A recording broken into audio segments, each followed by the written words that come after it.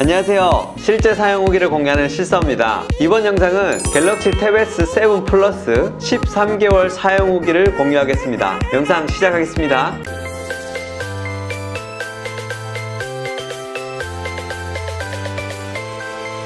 네, 제가 갤럭시 탭 S7 플러스를 1년 넘게 사용하면서 몇 가지 느낀 점을 말씀드리려고 카메라를 켰습니다. 제가 주로 사용하는 용도는 영상을 시청한다든지 책을 본다든지 회의 시간에 필기를 한다든지 PDF를 볼 때 주로 사용을 했었습니다. 저는 이 태블릿으로 게임은 많이 해보지 않았고요. 영상 시청이나 필기 또 PDF를 많이 봤었고요. 이런 용도로 사용하면서 느낀 점들을 말씀드리겠습니다. 프리미엄 태블릿이기 때문에 성능은 정말 좋았습니다. 버벅거림 없이 창들이 잘 열렸고요. 여러가지 작업을 해도 끊김없이 잘 사용을 했습니다. 또 좋았던 점은 이 S펜인데요. 예전에는 S펜이 조금 버벅거리면서 써졌지만 이번에 갤럭시 탭 S7에서 120Hz가 지원되면서 상당히 부드럽게 펜을 사용할 수 있어서 이 부분이 정말 좋았습니다. 필기할 때도 전혀 이질감 없이 실제로 손으로 종이에 쓰듯이 잘 사용이 되었고요. 낙서를 한다든지 그림을 그릴 때도 재미있게 가지고 놀 수 있는 용도였습니다. 근데 이 펜을 잘 쓰시는 분은 또 잘 쓸 수 있지만 일반적으로는 이 펜을 잘 안 쓰게 되더라고요. 학교를 다니시거나 강의를 들으시는 분들은 이 펜으로 필기를 많이 하시기 때문에 아주 유용할 것 같은데 일반적인 생활에서는 이 펜이 그렇게 많이 쓰여지진 않았습니다. 그래도 한 번씩 꼭 필요할 때 사용되어서 그 부분이 참 좋았습니다. 또 그 다음에 좋았던 점은 바로 이 키보드인데요. 이 키보드 케이스가 그냥 키보드가 아니라 후면에 이렇게 스탠드와 같이 장착되는 부분이 참 좋았습니다. 평소에 책상에 앉아서는 키보드를 사용하다가 급하게 자리 이동을 할 때는 키보드를 바로 분리해서 들고 영상을 시청하면 되고요. 또 키보드를 써야 될 때는 블루투스를 연결하는 것이 아니라 바로 자석으로 장착을 해서 스탠드를 세워서 바로 사용이 가능하기 때문에 이 부분이 참 편리했습니다. 그래서 빠르게 펜을 꺼내서 사용하는 부분도 좋았고요. 또 빠르게 키보드를 부착해서 사용하는 부분도 참 좋았습니다. 그래서 밖에 나갈 때는 이렇게 키보드와 후면 커버를 장착해서 이 상태로 들고 나가면 언제든지 회의를 하거나 책을 보거나 영상을 시청할 수 있는 것이 참 좋았습니다. 그리고 저는 차에 태블릿 거치대를 설치해서 사용 중인데요. 차 안에서 이렇게 대화면을 장착해 놓고 사용했을 때 화면이 너무 커서 보기가 너무 좋았습니다. 자녀들이 있으신 분은 큰 화면을 설치해서 자녀들에게 보여줄 때도 참 유용할 것 같습니다. 이 후면 커버가 커버의 역할을 할 뿐만 아니라 펜을 보관하기도 하고 또 퀵 스타트가 바로 되기 때문에 너무 유용하게 사용할 수 있었습니다.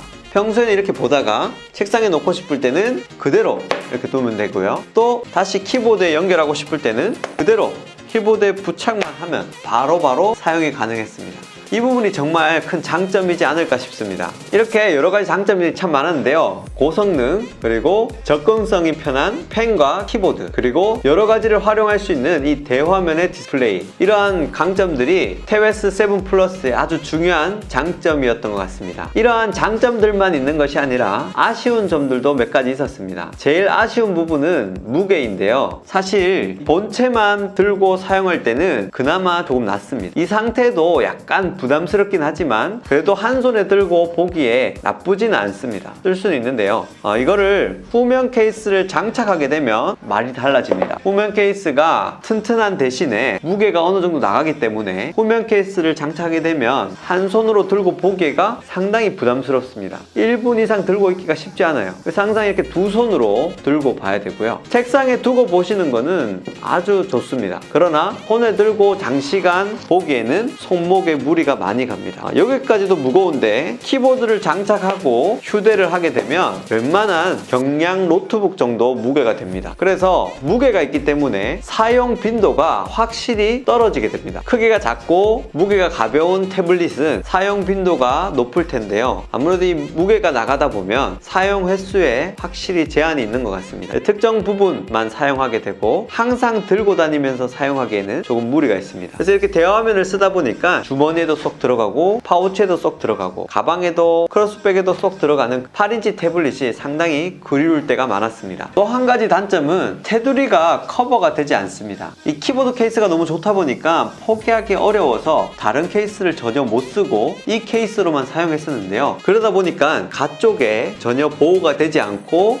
여러 가지 기스가 나고 혹시 떨어뜨렸을 때는 모서리 쪽이 그대로 노출되어 되어 있기 때문에 파손이 쉽게 될 것 같습니다. 이 부분이 좀 아쉬운 부분이었습니다. 이렇게 몇 가지 짜잘한 아쉬움들이 있지만 그 중에 가장 큰 아쉬움은 바로 휴대성입니다. 아무래도 화면이 크고 무게가 많이 나가기 때문에 태블릿 중에서는 휴대성은 조금 포기하고 사용해야 할 것 같습니다. 물론 일반 노트북에 비해서는 상당히 가벼운 편입니다. 그러나 태블릿 중에서는 무게가 어느 정도 나가기 때문에 거치를 해놓고 사용하시는 분들에게 아주 유용한 제품입니다. 그래서 본인이 사용하는 환경에 맞춰서 적당한 태블릿을 골라서 사용하시면 좋을 것 같습니다. 네, 오늘은 탭S 7 플러스 사용하면서 느낀 점들을 말씀드렸습니다. 그 외에 자잘한 부분도 많았지만 제가 사용하면서 느낀 가장 굵직한 부분들을 말씀드렸는데요. 저는 이 영상을 마지막으로 해서 이 탭S 7 플러스를 처분하려고 합니다. 왜냐하면 디스플레이나 성능, S펜, 또 키보드 케이스 같은 부분은 너무 좋아서 만족스러웠지만 결국 태블릿은 사용 빈도가 높은 것이 중요하다고 여기게 되어서 이 태블릿은 처분하고 조금 더 작은 화면의 태블릿을 구매할 예정입니다. 여러분들도 여러분 사용 환경에 맞게 잘 선택하셔서 구매하시길 바랍니다. 네, 오늘 영상은 여기까지고요. 구독과 좋아요 부탁드리고 다음 영상에서 뵙겠습니다. 시청해주셔서 감사합니다.